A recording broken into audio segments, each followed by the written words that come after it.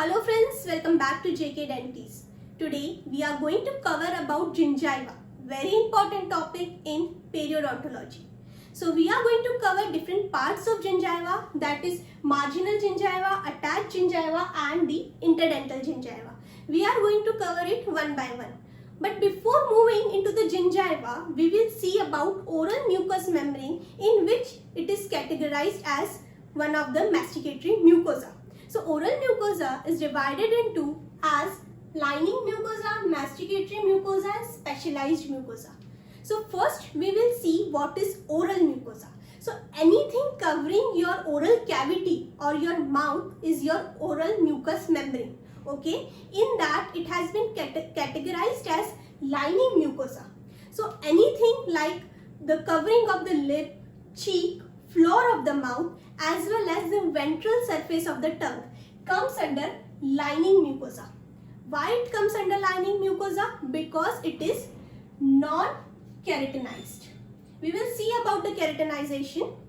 Then second is masticatory mucosa.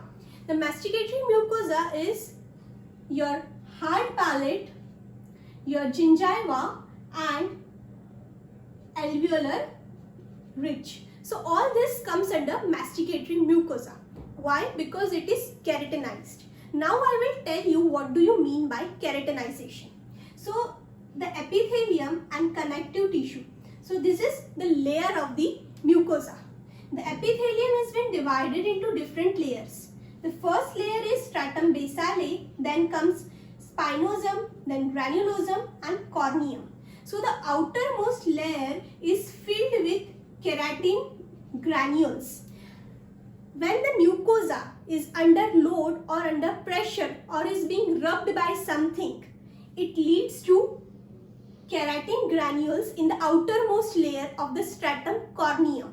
So it becomes keratinized. So when you see the skin, the outer portion, it is thick, that comes under keratinized mucosa. While the mucosa of the lip, if you will retract the lip and see the mucosa, it comes under non-keratinized.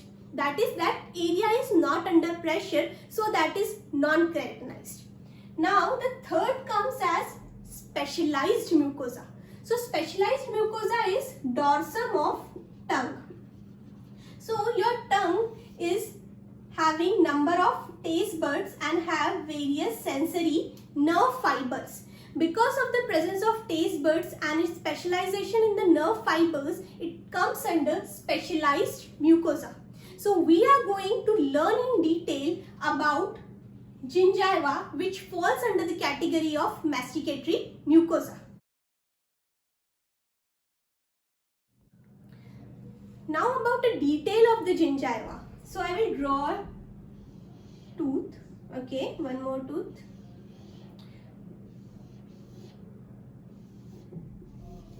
So in this diagram, the gingiva which is covering the neck of the tooth is our marginal gingiva.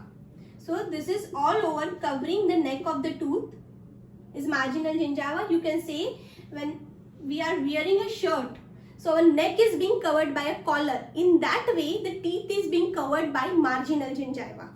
So in between the teeth, there is one more gingiva, that is interdental gingiva.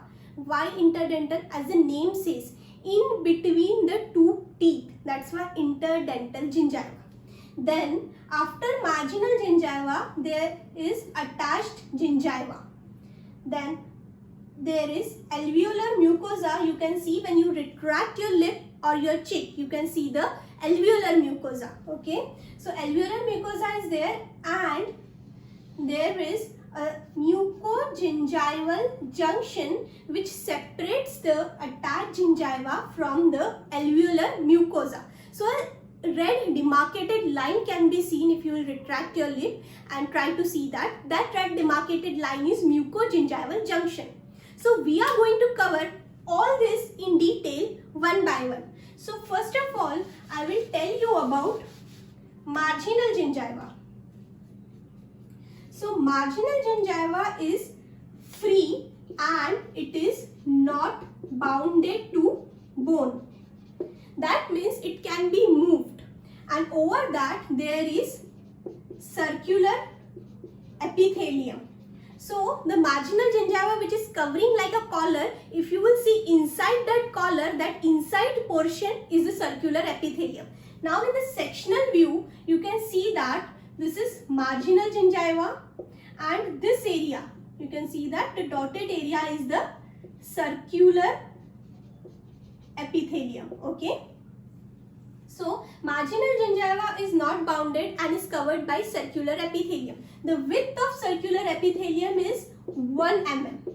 So it is about 1 mm wide, and when you insert a probe in a healthy gingiva, it is about 3 mm, 2 to 3 mm in normal healthy gingiva. But if your probe goes beyond 4 mm, then it is considered as a pathological condition, or you can say it as a pocket. So normally the depth of the sulcus is 2 to 3 mm. When it is going beyond 4 mm, it is considered as periodontal pocket. The pocket can be of two types. Okay, can be a gingival pocket or can be a periodontal pocket. The gingival pocket is also called as pseudo pocket, and it is because of the enlargement of gingiva. So in this pocket there is no clinical attachment loss. That's why when your gingiva is covering the tooth, then it is called as gingiva inflammation, and because of that there is formation of a pseudo pocket. That is, the pocket do not actually exist because of the clinical attachment loss. And the second one is the periodontal pocket, which occurs because of the clinical attachment loss. Now we will see about the pocket and its detail one by one. So we have seen about marginal gingiva and the pocket. Now I will tell you how the pocket is formed and what do you mean by junctional epithelium.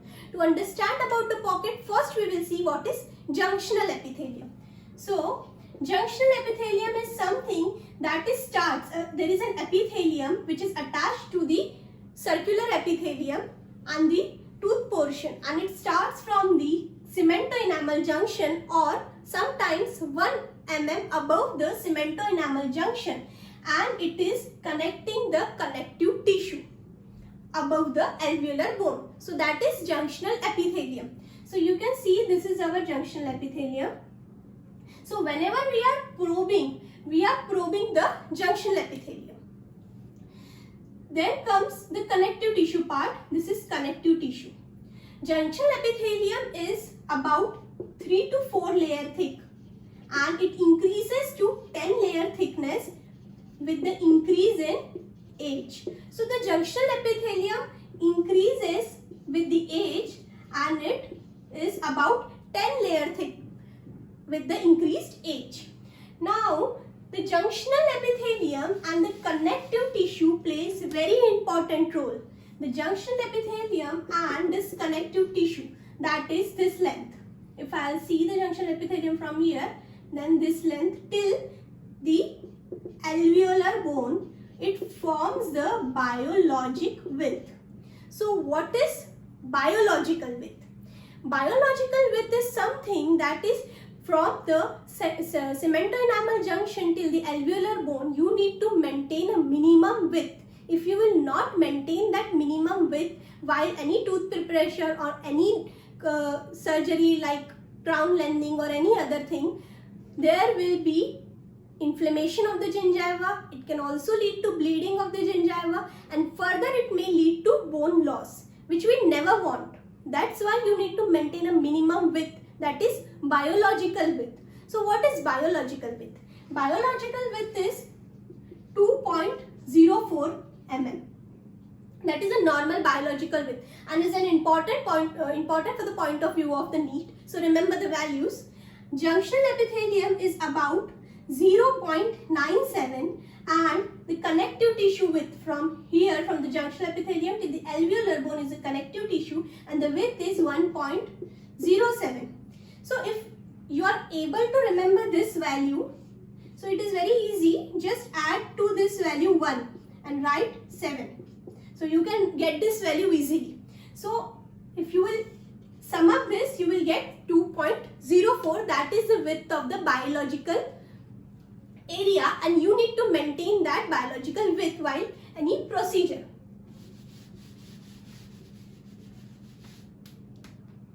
So, in detail, I have told you about marginal gingiva, about the pocket, junctional epithelium and biological width.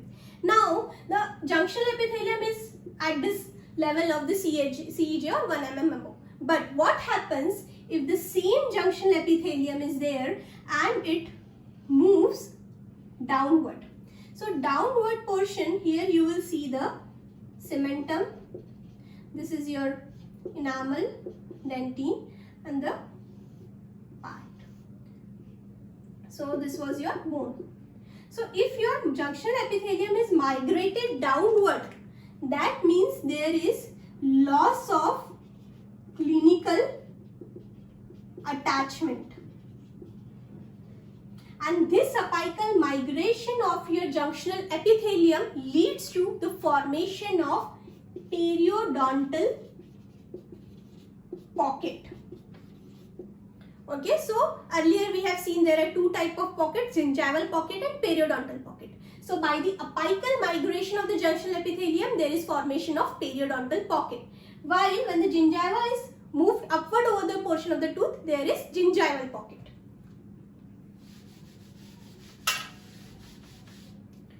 Now we will see about attached gingiva. So attached gingiva is something that is bounded to the tooth, or you can say it is attached to the tooth. There are methods to determine the width of the attached gingiva. So how to determine it? There are 4 methods. Like you can determine it by visual method, by Schiller's iodine solution, by Lugol iodine solution, by tension test, or by roll method. So you should remember all the 5 methods.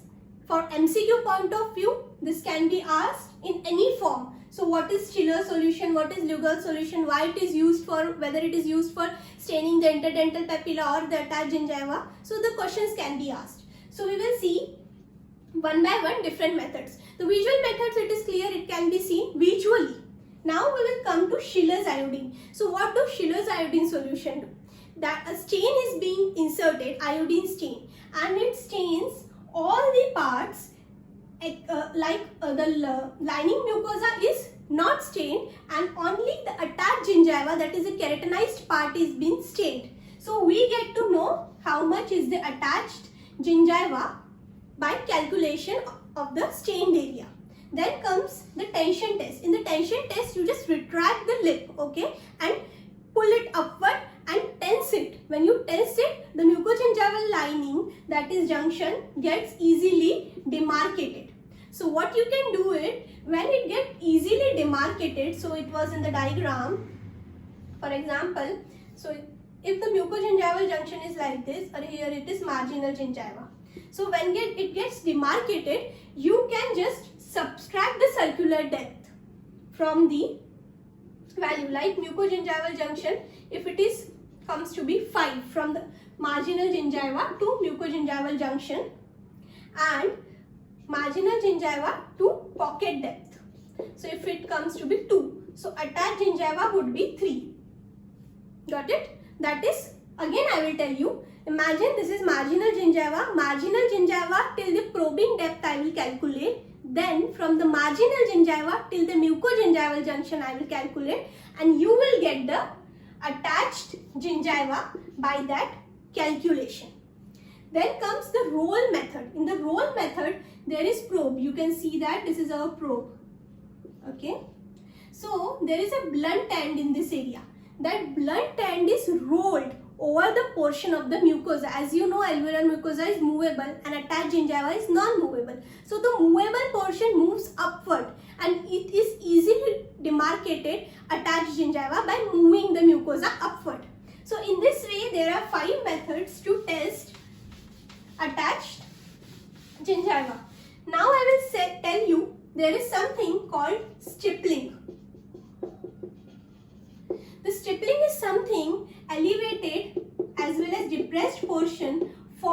from the attached gingiva as well as the center of interdental papilla by the retapix. The retapix from the connective tissue is a finger-like projection which enters in the epithelium, which result in this stippling.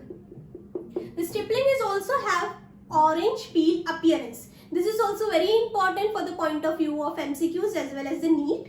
I'll tell you, when the stippling appears, so in infants, if you will see, there is no stippling. The stippling appears at the age of 5 years.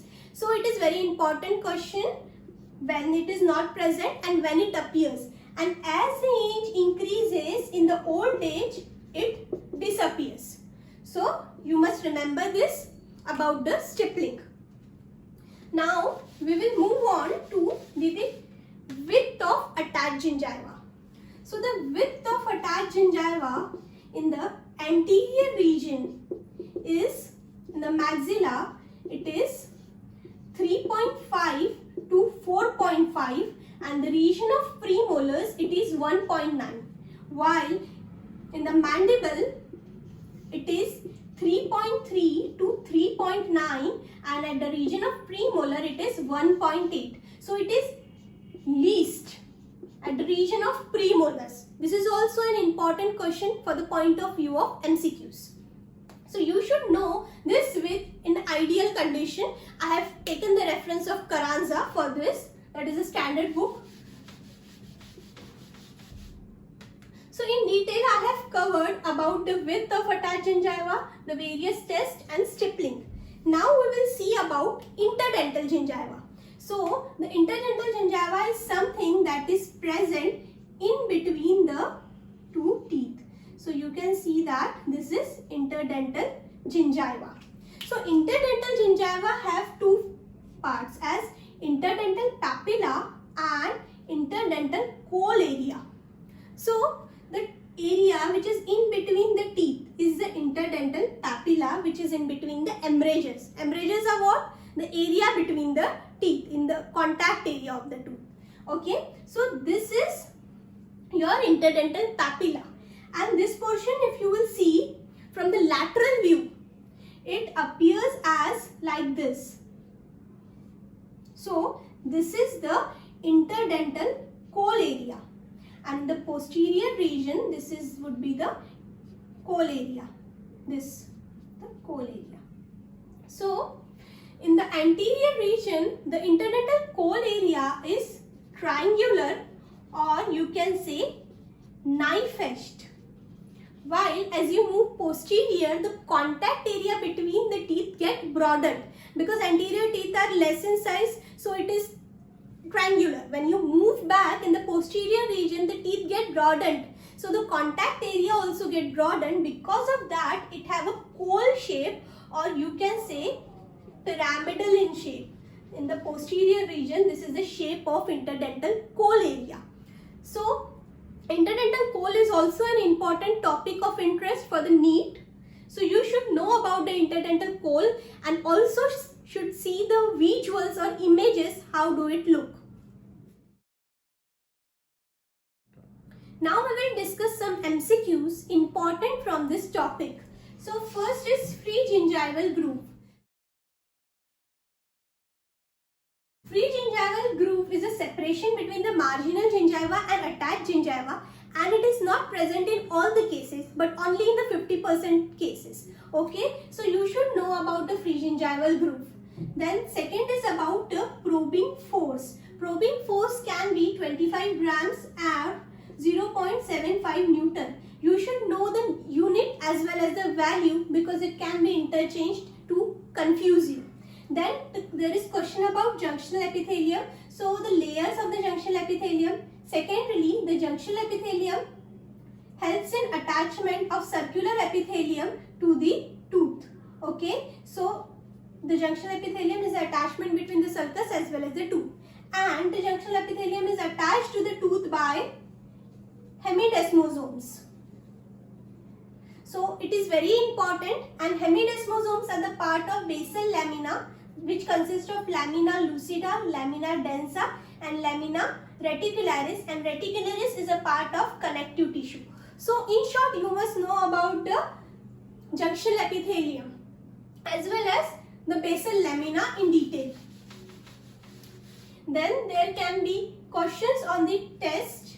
So the Lugol solution or Schiller's iodine solution. So on both of them you must know the whole composition and how much percentage of iodine is present inside it. So it can be asked about the test. Then comes Cole. It can be asked about the shape of interdental Cole area in the anterior region or in the posterior region. So in this way, different MCQs can be asked. Then there is like stippling. You should know that stippling have orange peel appearance. So there can be n number of MCQs from this topic. This topic is very important for the NEET point of view as well as for the final year students. So please go through this topic in detail, and if you have any doubt, any queries, you are free to ask me in the comment box, or you can mail me at jkdentis@gmail.com. Please do hit the bell icon and subscribe to my channel JK Dentis. Thank you so much.